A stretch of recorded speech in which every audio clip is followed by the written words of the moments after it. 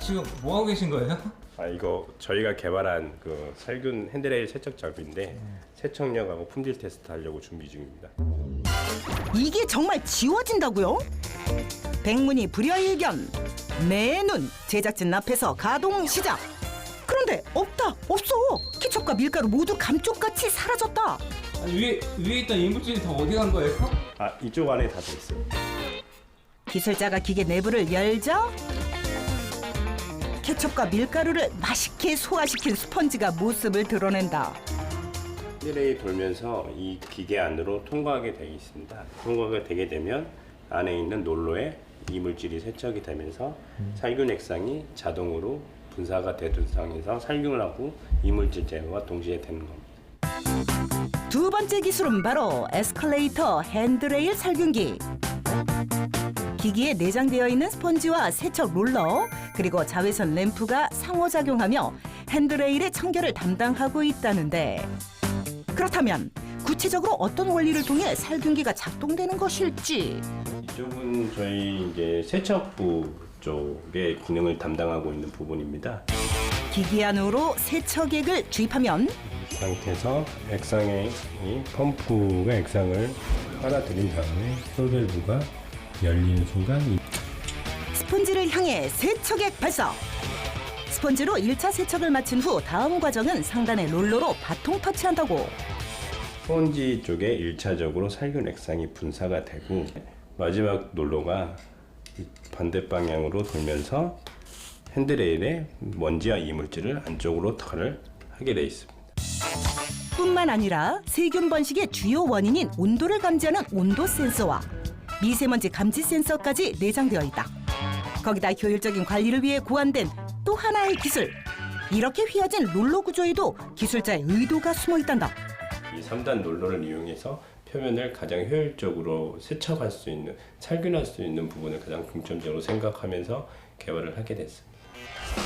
다양한 기술이 집약된 기술자의 살균기는 눈에 띄게 개선된 효과를 검증받았을 뿐 아니라 위생은 곧 건강과 직결되기 때문에 실시간 관리가 가능하도록 무선 통신 시스템까지 탑재. 전국에 설치된 살균기의 작동 현황과 보수가 필요한 부분까지 한눈에 볼 수 있도록 개발했단다.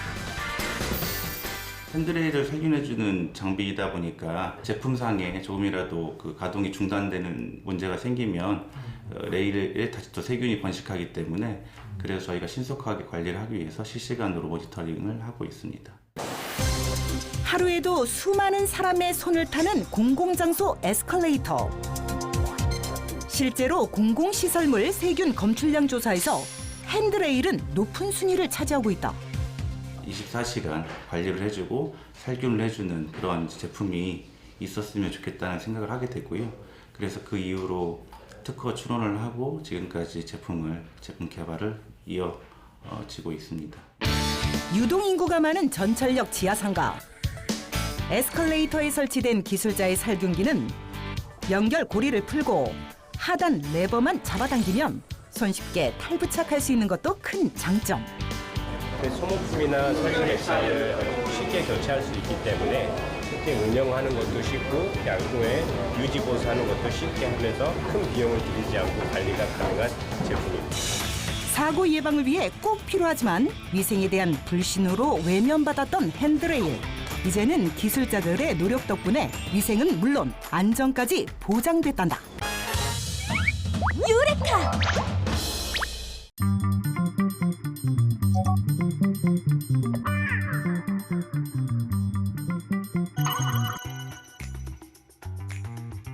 담배의 중독성은 새해가 밝을 때마다 다짐하는 굳은 금연 목표를 단 며칠 만에 무너뜨릴 정도로 강력합니다. 하지만 건강과 힐링을 지향하는 시대적 흐름과 정부의 금연 정책에 힘입어 흡연율이 조금씩 움직이고 있는데요.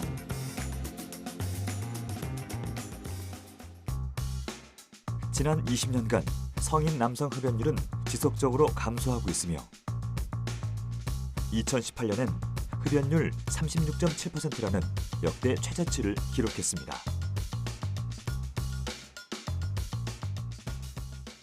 1995년도에 국민건강증진법을 제정하면서 담배에도 국민건강증진부담금을 부과하는 근거를 마련하였습니다. 국민건강증진부담금을 재원으로 해서 본격적인 우리나라 금연정책이 시작됐다고 보면 되겠습니다. 2005년도에 WHO 담배규제 기본협약에 가입했고요. 보건소 금연 클리닉, 금연 상담 전화를 운영하였습니다. 2009년도에는 군대에 면세담배 제도를 폐지했습니다. 2014년도에는 음식점 등 공중이용 시설을 금연구역으로 지정해서 금연구역 내에서는 담배를 피우지 못하도록 했습니다. 2015년도에는 담배값을 2,500원에서 4,000원으로 80% 정도 대폭 인상했습니다. 국가에서 지원하는 금연 프로그램을 찾는 이들도 매년 증가하고 있습니다. 금연 의지가 있지만 혼자서 담배를 끊기 어려운 흡연자들은 보건소나 지역 연계 병원에서 전문가와의 상담을 통해 적합한 프로그램을 제공받을 수 있는데요.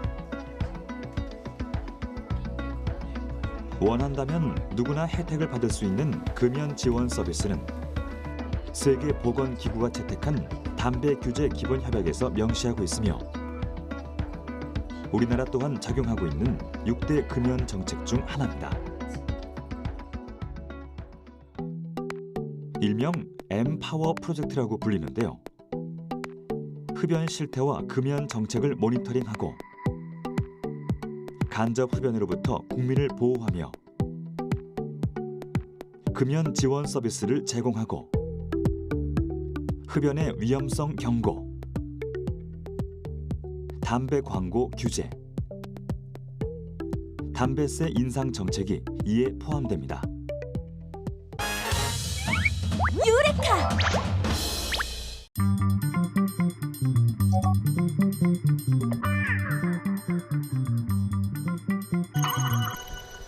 충남 세종시에는 고라니들의 세렝게티라고 불리는 넓은 들판이 있다. 바로 장남 평야다. 근처 대부분의 농경지가 개발되어 공원이 됐지만 이곳은 자연 그대로의 생태를 유지하고 있다. 덕분에 다양한 생물군들이 모여든다고 하는데 장남 평야에서 한가롭게 산책을 하는 고라니를 보는 것은 그리 어려운 일이 아니다. 그동안 제작진이 다른 어떤 곳에서 마주친 고라니들보다 여유가 넘쳐 보인다.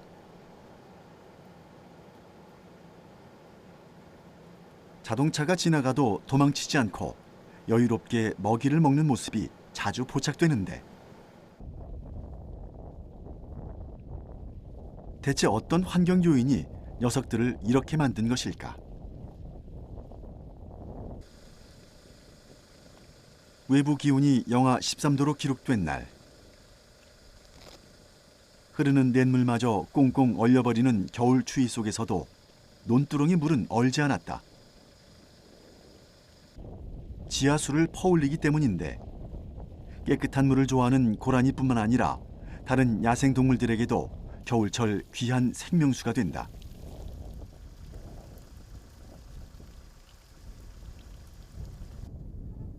작은 야생동물들에게는 죽음의 덫과도 같았던 농수로에는 안전장치를 마련했다.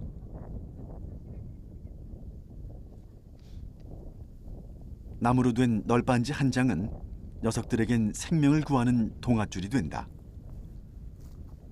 층층이 쌓아둔 벽돌을 계단 삼아 농수로를 빠져나오는 생물들도 많다고 한다.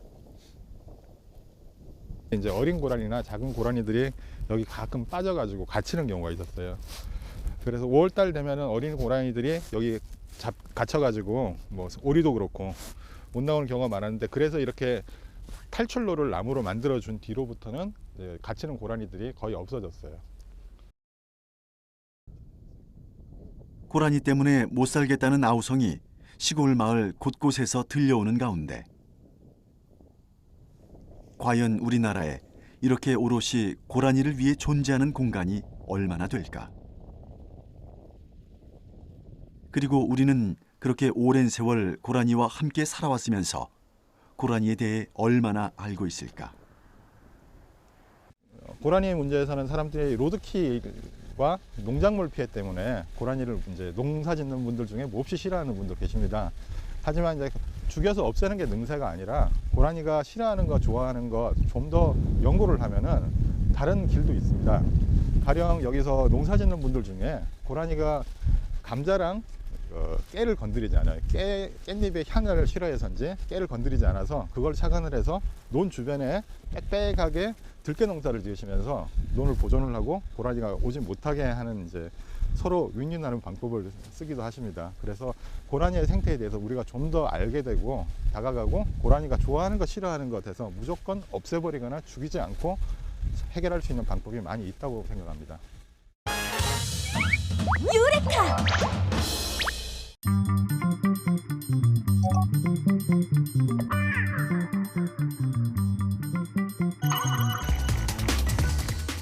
정구슈타인을 깜짝 놀라게 한 것은 다름 아닌 인터넷 속 영상.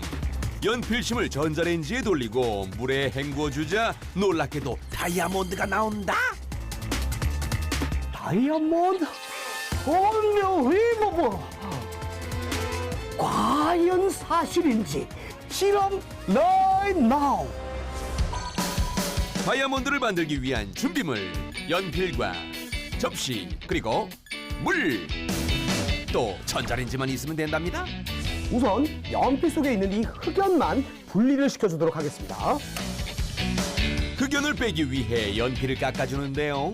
야, 이거 진짜 되기만 하면은 방송이고 뭐고 그냥 당장에 다 때려치는 다음에 농담이야 농담. 네? 니들 열심히 하겠습니다. 과학다마사 화이팅! 부장님 보고 계시죠? 됐다. 옳지. 이제 이 흑연을 부러뜨려서 접시에 담아주도록 할게요. 연필심을 부러뜨린 뒤 영상과 똑같이 접시로 덮은 후 이제 전자레인지에 넣어주겠습니다. 조심스럽게 전자레인지에 넣고 총 3분 동안 돌려줍니다.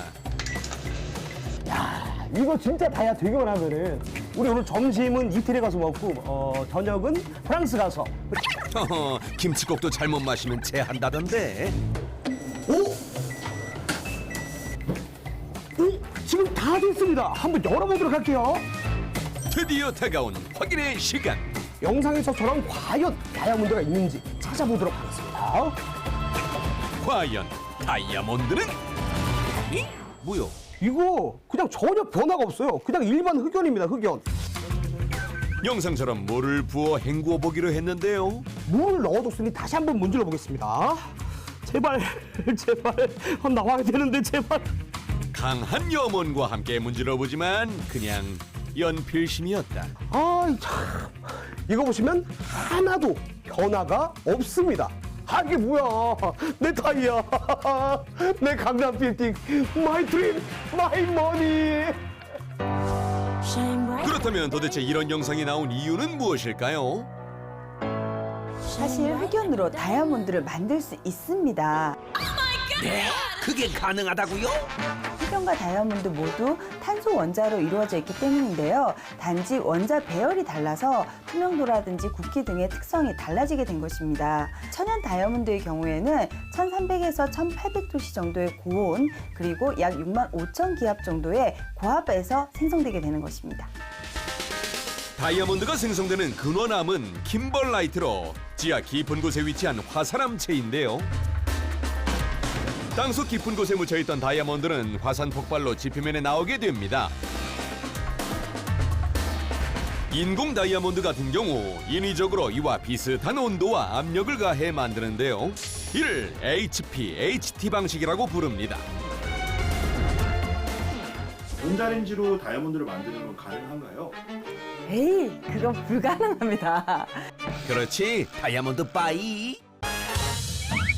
유레카!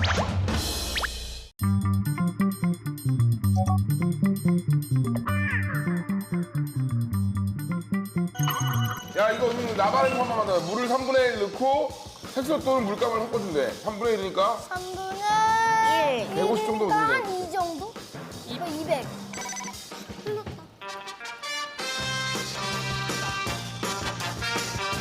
이거 아니야? 한번 까면 안 돼. 어디 넣는 없다. 위에도 안 넣어? 안 가. 들어가. 아이고. 안 들어가 지렁이야. 아 이렇게 하면 안 되는데 이걸. 빨간색 물감으로 여기다 한번 넣어봐. 나 이거 많이 넣어야 돼. 엄마 막 스토리 많다. 꺼 있다가 너 이거야. 400개면 더 말이지. 아직 안 됐어. 40.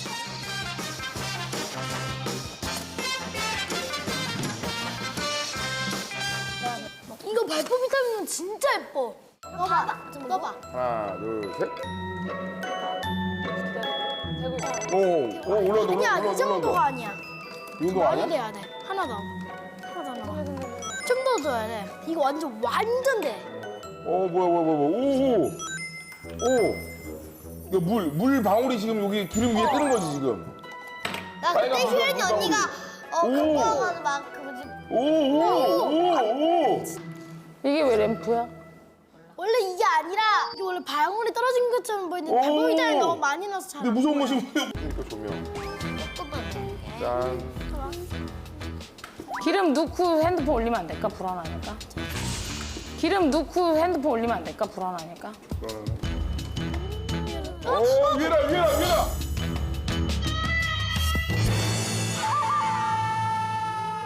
오, 위에라. 아니 일부러 죽을 뻔했잖아. 그러니까 내가 했잖아. 이걸 놓고 봐.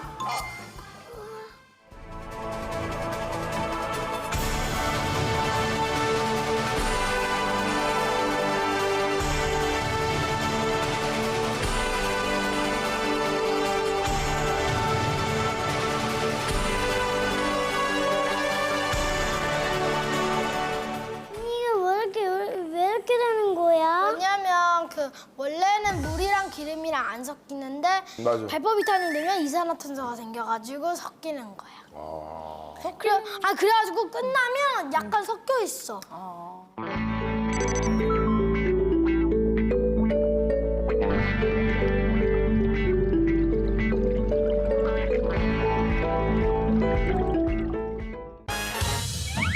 유레카!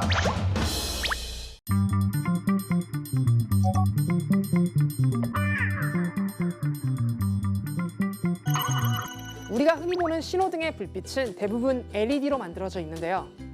LED로 만들어진 신호등을 IR 카메라로 보게 되면 이렇게 꺼져 있는 것처럼 보입니다.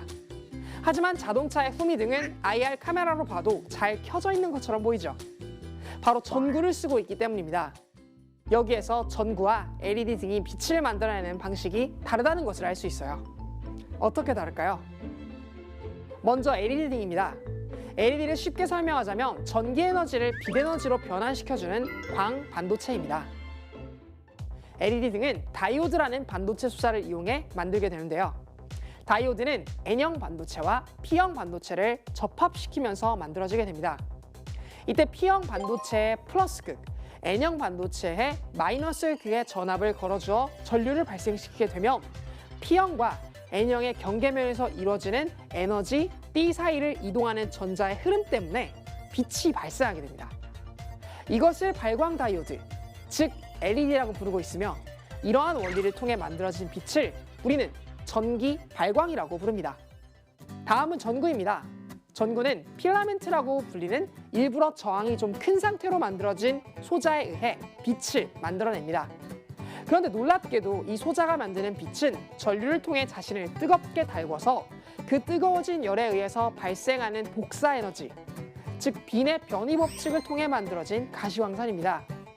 이러한 열을 발생시켜 복사 에너지를 내뿜는 방식으로 빛을 만들게 되면 가시광선과 가까운 영역의 자외선과 적외선도 동시에 만들어지게 되며 이 때문에 전구로 만들어진 빛은 IR 카메라로 선명하게 잡히는 반면 LED로 만들어진 빛은 순수한 가시광선과 가깝기 때문에 우리의 눈으로는 잘 보이지만 IR 카메라에서는 포착할 수 없는 것이죠. 참고로 이 원리를 이용해 가장 먼저 전구를 세상에 등장시킨 건 에디슨이 아닙니다. 주인공은 전기화학을 크게 대중화시킨 화학자 데이비 험프리이죠. 험프리가 만든 전구는 탄소로 만들어진 필라멘트를 이용했는데요. 하지만 빛이 지나치게 강하고 순식간에 필라멘트가 끊어져 실용성에 한계가 있었습니다. 바로 이 지점에서 에디슨은 탄소 필라멘트보다 강하고 필라멘트를 안정적으로 지켜줄 수 있는 비활성 기체들의 배합을 이용해서 오랫동안 빛을 발생시킬 수 있는 전구를 발명하게 되었습니다. 이 성과 덕분에 전구를 최초로 만든 사람이 에디슨이라고 알려지게 된 것이죠. 유레카!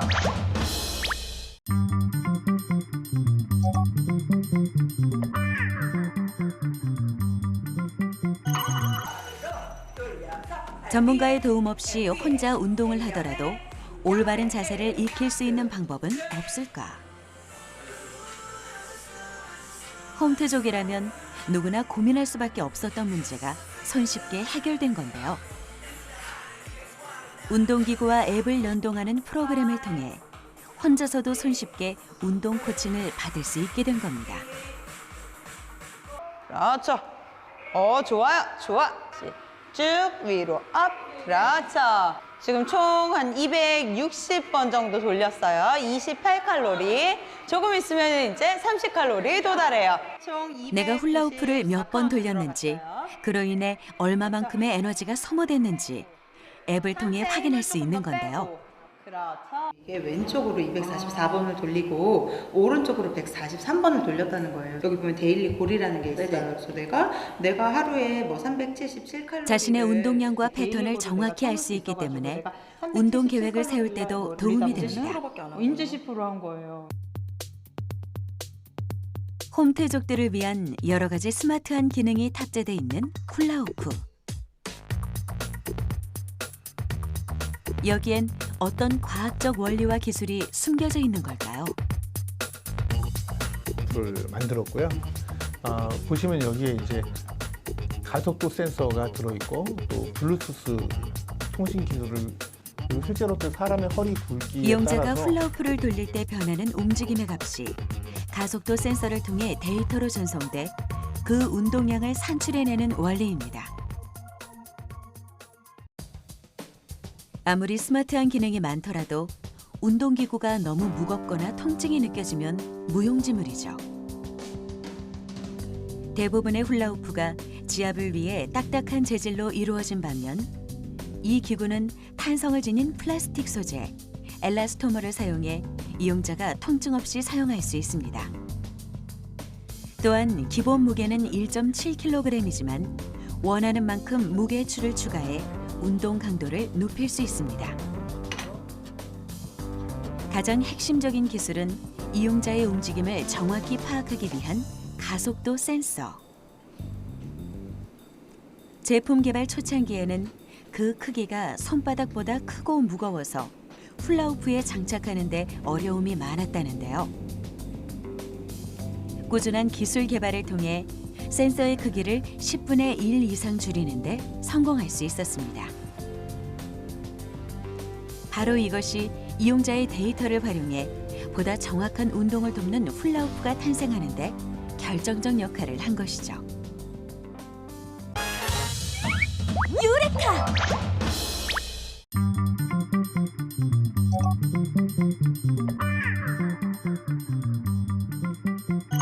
현대인들의 식탁에 새바람을 불러일으키고 있다는 곳. 식재료 세척 작업이 일사불란하게 진행되고 있는데 깨끗이 목욕을 마친 채소들에게는 중요한 다음 과정이 기다리고 있단다. 그런데 다시 채소들을 액체에 집어넣는데 심지어 타이머까지? 이거는 뭐 하는 건가요? 차 염소수 나트륨 용액에 4분간 침시 소독을 하고 있습니다. 음식의 기본은 위생과 안전. 세척에 이어 소독까지 꼼꼼한 품질 관리가 이어진다. 이런 것 같이 색깔이 밝을수록 잔류 염소가 낮기 때문에 식품 자체의 안전성을 더 확보할 수 있다는 그 기준이 되는 겁니다. 본격적인 재료 손질에 들어간 기술자들. 기계를 사용하면 훨씬 수월하지만 이들이 수작업을 고집하는 이유가 있단다. 기계로 썰다 보면 아무래도 그 힘이 무리하게 가해지기 때문에 외관이 많이 부서지는 경우가 있습니다. 때문에 그 손으로다가 직접 손질하고, 게다가 모든 재료들은 소비자에게 전달되기까지 신선함을 유지하기 위해 진공 포장이 원칙. 정해진 조리법대로 재료를 소분해서 담았기 때문에 요리 초보라도 셰프 못지않게 근사한 한 끼를 차려낼 수 있는 것이 장점이라고. 또한 포장이 끝난 제품이라도 바로 식탁에 올라가지 않고 무조건 통과해야 하는 관문이 있다는데. 근데 이거는 금속 탐지기 아니에요? 음식이다 보니까 금속 같은 유해 물질이 들어가면 안 되기 때문에 걸러내는 장치입니다. 하지만 이게 끝이 아니다. 펜슬 잡아왔습니다. 포장된 키트를 도로 해체하는 기술자. 뭐 하시는 거예요? 네. 제품의 안정성을 위해서 원재료, 공정, 완제품의 미생물 실험을 진행하려고 하고 있습니다. 식중독의 원인이 되는 대장균을 포함 4가지 이상의 미생물 검사로 철저하게 위생을 지키고 있단다. 완전 가공된 제품이 아니기 때문에 유통기한 내에 세균이 번식하지 않도록 실험을 통해서 안전 확보에 많은 노력을 기울이고 있습니다. 깐깐한 검사를 거쳐 비로소 제품화된다는 반조리 키트. 양식부터 한식까지 골라 먹는 재미가 있다. 기술자들이 개발한 메뉴만 해도 60여 종에 이른다고. 소비자에게 전달하기 전 조리와 시식을 통한 자체 테스트도 잊지 않는다. 보다 빠르고 간편한 방향으로 변화하고 있는 현대인들의 생활상. 기술자의 반조리 키트도 바로 이 점에 착안해 탄생하게 됐다는데.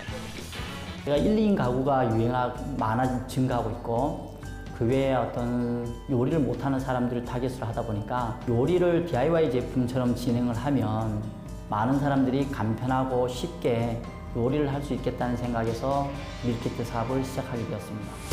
1인 가구와 혼밥족들을 필두로 간편식 시장이 급성장하며 그 수요는 갈수록 늘어나고 있단다. 이러한 인기에 힘입어 신선한 식사를 배달하기 위한 기술자들의 열정도 밤낮을 가리지 않고 계속되고 있다고. 아침에 워낙 출근 등교로 바쁘다 보니까 아침 식사를 거는 분들이 많아서 전날 주문하면 다음날 오전에 받아볼 수 있도록 새벽 배송 서비스도 하고 있습니다. 건강과 맛, 편리함까지 무려 3마리 토끼를 잡은 기술자들. 소비자들의 소중한 한 끼를 위한 그들의 노력은 계속된다.